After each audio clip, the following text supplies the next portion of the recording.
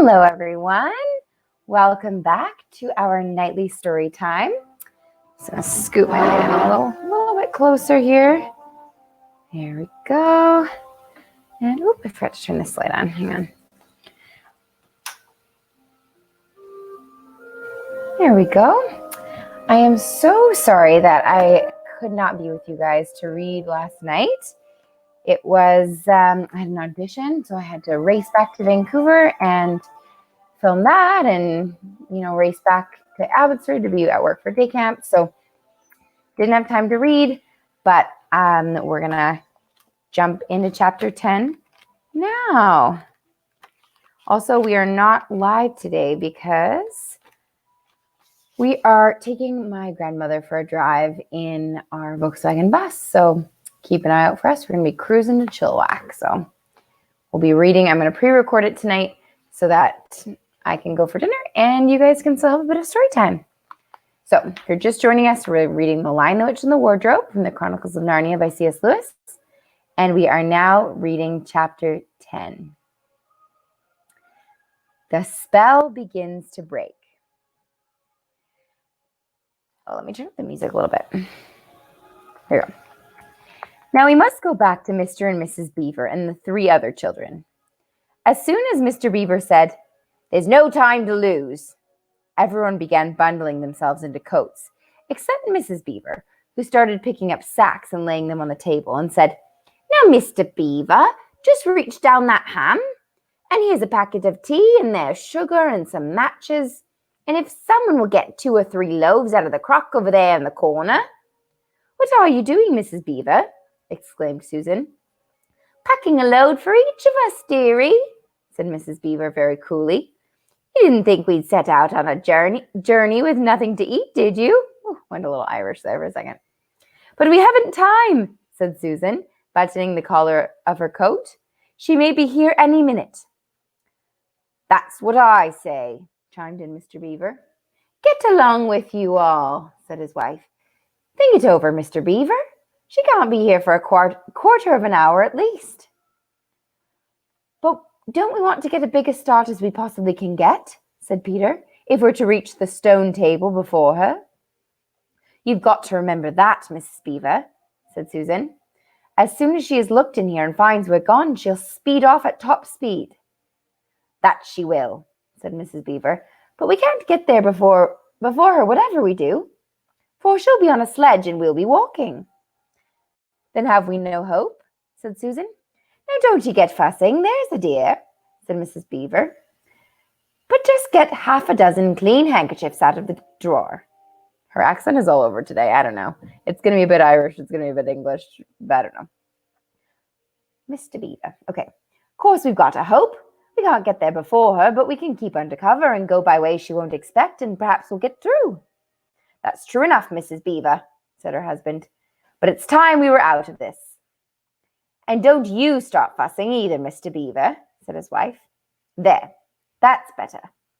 That's better. There's 5 loads and the smallest for the small of us. That's you, my dear," she added, looking at Lucy. "Oh, please do come on," said Lucy.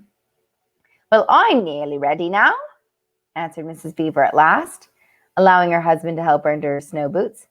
"I suppose the sewing machine's too heavy to bring." "Yes, it is," said Mr. Beaver. "A great deal too heavy. And you don't think you'll be able to use it while we're on the run, I suppose?" "I can't abide the thought of that witch fiddling with it," said Mrs. Beaver, "and breaking it or stealing it as likely as not."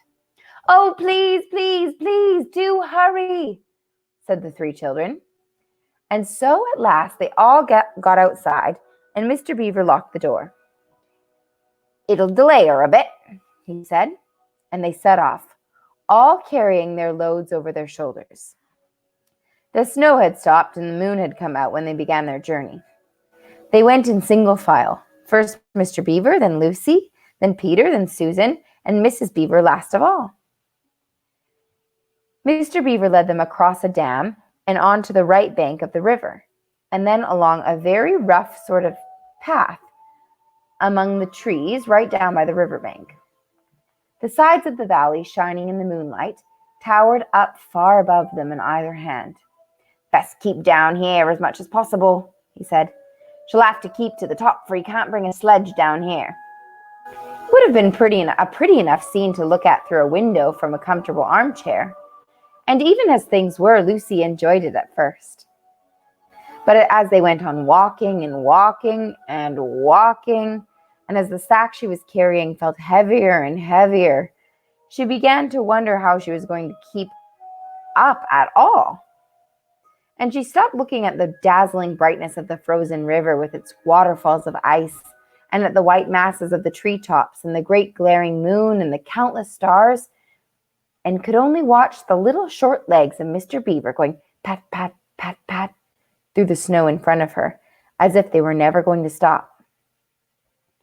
Then the moon disappeared and the snow began to fall once more. And at last Lucy was so tired that she was almost asleep and walking at the same time. Well, she was almost asleep and walking at the same time, when suddenly she found that Mr. Beaver had turned away from the riverbank to the right and was leading them steeply uphill into the very thickest bushes. And then, as she came fully awake, she found that Mr. Beaver was just vanishing into a little hole in the bank, which had been almost hidden under the bushes until you were quite on top of it. In fact, by the time she realized what was happening, only his short, flat tail was showing. Lucy immediately stooped down and crawled in after him. Then she heard noises of scrambling and puffing and panting behind her, and in a moment all 5 of them were inside. "Whatever is this?" said Peter's voice, sounding tired and pale in the darkness. I hope you know what I mean by a voice sounding pale. "It's an old hiding place for beavers and bad times," said Mr. Beaver, "and a great secret. It's not much of a place, but we must get a few hours' sleep." "If you hadn't all been in such a plaguey fuss when we were starting, I'd have brought some pillows," said Mrs. Beaver. It wasn't nearly such a nice cave as Mr. Tumnus's, Lucy thought. Just a hole in the ground, but dry and earthy. It was very small, so that when they all lay down, they were all a bundle of clothes together. And what with that and being warmed up by their long walk, they were rather snug. Only the floor of the cave had been a little smoother. Then Mrs. Beaver handed round in the dark a little flask, out of which everyone drank something. It made one cough and splutter a little and stung the throat, but it also made you feel deliciously warm after you'd swallowed it. And everyone went straight to sleep. It seemed to Lucy only the next minute, though really it was hours and hours later, when she woke up feeling a little cold and dreadfully stiff, and thinking how she would like a hot bath. Then she felt a set of long whiskers tickling her cheek and saw the cold daylight coming in through the mouth of the cave. But immediately after that, she was very wide awake indeed, and so was everyone else. In fact, they were all sitting up with their mouths and eyes wide open, listening to a sound which was the very sound they'd all been thinking of, and sometimes imagining they heard during their walk last night. It was the sound of jingling bells. Mr. Beaver was out of the cave like a flash the moment he heard it. Perhaps you think, as Lucy thought for a moment, that this was a very silly thing to do, but it was really a very sensible one. He knew he could scramble to the top of the bank among the bushes and brambles without being seen, and he wanted above all things to see which way the witch's sled went. The others all sat in the cave waiting and wondering. They waited nearly 5 minutes. Then they heard something that frightened them very much. They heard voices. "Oh," thought Lucy, "he's been seen. She's caught him." Great was their surprise when a little later they heard Mr. Beaver's voice calling to them from just outside the cave. "It's all right," he was shouting. "Come out, Mrs. Beaver. Come out, sons and daughters of Atom. It's all right. It isn't her." This was bad grammar, of course. But that is how beavers talk when they're excited. I mean, in Narnia. In our world, they usually don't talk at all. So Mrs. Beaver and the children came bundling out of the cave, all blinking in the daylight, and with earth all over them, and looking very frowsty and unbrushed and uncombed, and with the sleep in their eyes. "Come on," cried Mr. Beaver, who was almost dancing with delight. "Come and see. This is a nasty knock for the witch. It looks as if her power is already crumbling." "What do you mean, Mr. Beaver?" panted Peter, and they all scrambled up the steep bank of the valley together. "Didn't I tell you," answered Mr. Beaver, "that she made it always winter and never Christmas? Didn't I tell you? Well, just come and see." And then they were all at the top and did see. It was a sledge, and it was reindeer with bells on their harness. But they were far bigger than the witch's reindeer, and they were not white, but brown. And on the sledge sat a person whom everyone knew the moment they set eyes on him. He was a huge man in a bright red robe, bright as holly berries, with a hood that had fur inside it and a great white beard that fell like a foamy waterfall over his chest. Everyone knew him because though you see people of his sort only in Narnia, you see pictures of them and hear them talked about even in our world, the world on this side of the wardrobe door. But when you see them in Narnia, it is rather different. Some of the pictures of Father Christmas in our world make him look only funny and jolly. But now that the children actually stood looking at him, they didn't find it quite like that. He was so big and so glad and so real that they all became quite still. They felt very glad, but also solemn. "I've come at last," said he. "She has kept me out for a long time, but I have got in at last. Aslan is on the move. The witch's magic is weakening." And Lucy felt running through her that deep shiver of gladness, which you only get if you are being solemn and still. "And now," said Father Christmas, "for your presents. There is a new and better sewing machine for you, Mrs. Beaver. I will drop it in your house as I pass." "If you please, sir," said Mrs. Beaver, making a curtsy, "it's locked up." "Locks and bolts make no difference to me," said Father Christmas. "And as for you, Mr. Beaver, when you get home you will find your dam finished and mended and all the leaks stopped and a new sluice gate fitted." Mr. Beaver was so pleased that he opened his mouth very wide and then found he couldn't say anything at all. "Peter, Adam's son," said Father Christmas. "Here, sir," said Peter. "These are your presents," was the answer, "and they are tools, not toys. The time to use them is perhaps near at hand. Bear them well." With these words, he handed to Peter a shield and a sword. The shield was the color of silver, and across it there ramped a red lion, as bright as a ripe strawberry at the moment you pick it. The hilt of the sword was of gold, and it had a sheath and a sword belt and everything it needed, and it was just the right size and weight for Peter to use. Peter was silent and solemn as he received these gifts, for he felt they were a very serious kind of present. "Susan, Eve's daughter," said Father Christmas, "these are for you." And he handed her a bow and a quiver full of arrows and a little ivory horn.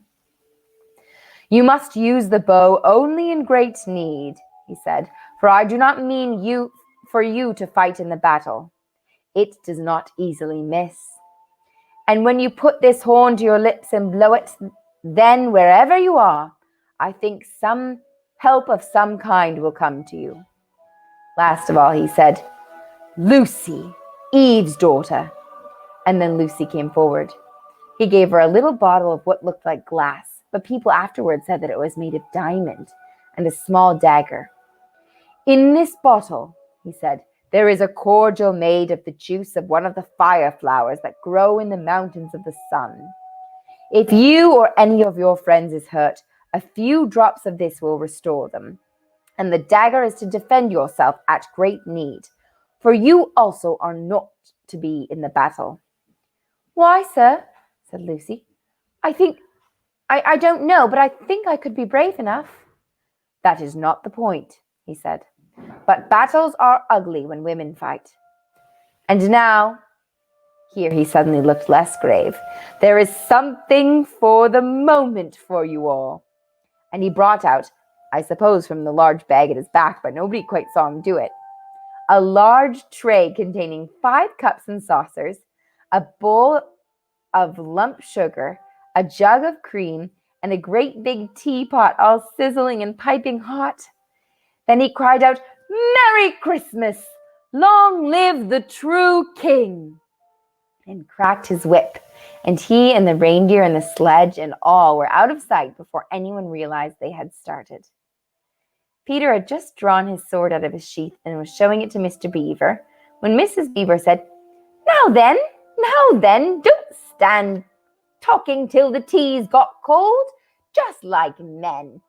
Come and help to carry the tray down, and we'll have breakfast. What a mercy I thought of bringing the bread knife. So down the steep bank they went and back to the cave, and Mr. Beaver cut some of the bread and ham into sandwiches, and Mrs. Beaver poured out the tea, and everyone enjoyed themselves. But long before they had finished enjoying themselves, Mr. Beaver said, time to be moving on now.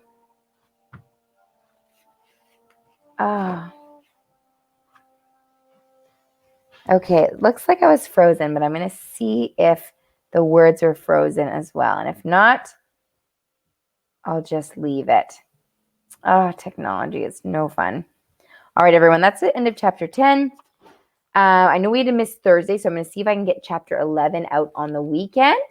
And I might not be doing many more lives because I'm going away to the Okanagan on a little road trip with Trevor. If you remember Trevor, or Cosmo, if you're at camp last year. We're going to go away for our anniversary for a couple days. So some of these I'll pre-record and just release them every night. But I miss you all. Have a great weekend and sweet dreams.